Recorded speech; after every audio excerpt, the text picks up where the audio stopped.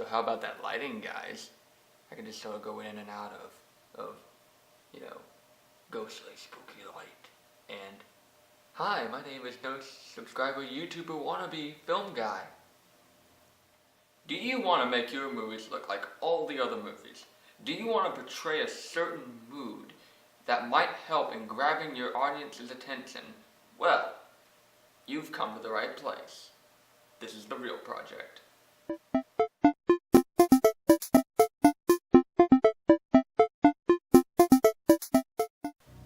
Hello and welcome to Video Dose of The Real Project. My name is Dennis Reslin, and welcome to the least viewed show on the internet. Swear. I'm rocking them 0 views like a Purple Heart here. That's good. So today I'm wanting to talk to you about lighting. Lighting can be one of the most important things in making your film look like a film. Any who's it, what's it, and all that can tell if you've made a professional looking film or a whole movie with a story. Because that's totally how I want my film to look like. To ensure that your film does not look like a whole movie with a story, I'm going to go through a few topics here and hope that they help. Believe me, I'm wanting to help you guys and want to make sure that your films fly like a soaring eagle, or a bird, or any other flying thing, because yeah. Alright, no more talk. Let's get into things.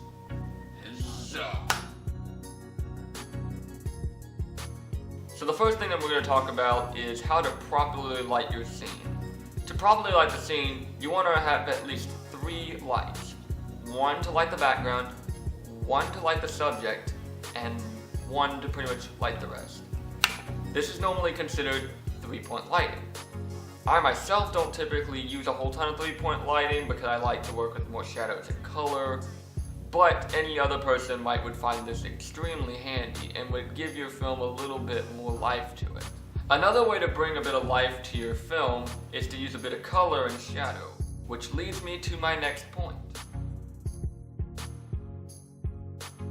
I said in the proper lighting section that I work with a lot of colors and shadow.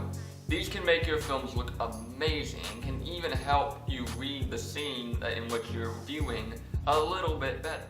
Now if you're a bit confused on this, I will explain. Colors are seen to have certain meanings to them. Red can typically be seen as an angry color, so it can often represent anger. Blue can represent sorrow, yellow can represent happiness, and green can be more of a sickening color. So I guess it gets more of a sickening vibe from it whenever you view it in a film. Now these colors have multiple meanings to them, though these are typically the ones that people associate with them. For my set here, I'm using a bit of blue and a bit of orange. Orange is typically seen as a more inviting color.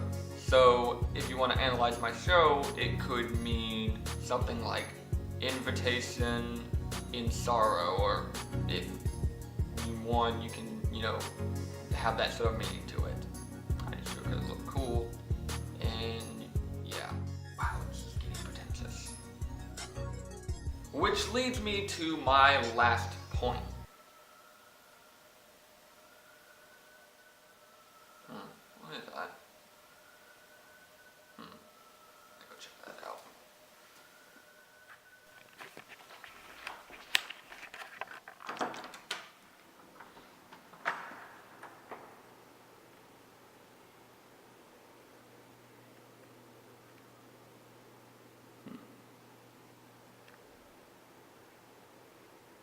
No Michler.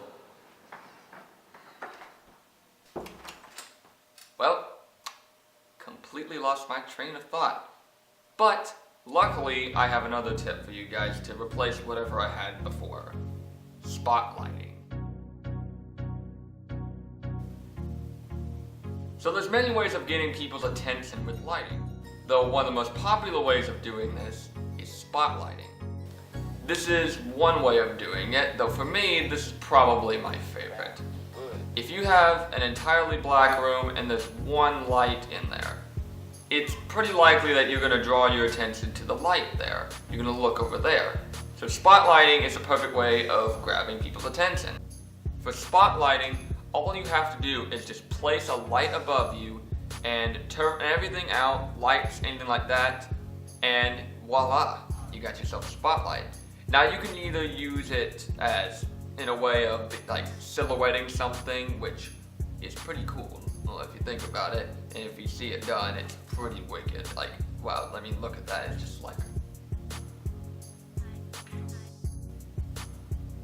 Or if you want to, instead of using silhouettes or something like that, you can use spotlighting to highlight, like bring in more shadows to just a normal image, like kind of what I'm doing here with my images. Is bringing in harsher shadows and just making some really, really cool effects with this. What do you think of these tips? Comment down below and give me your feedback. Believe me, if I'm going to encourage criticism and all that, which I do, then I expect you guys to throw some criticism my way as well.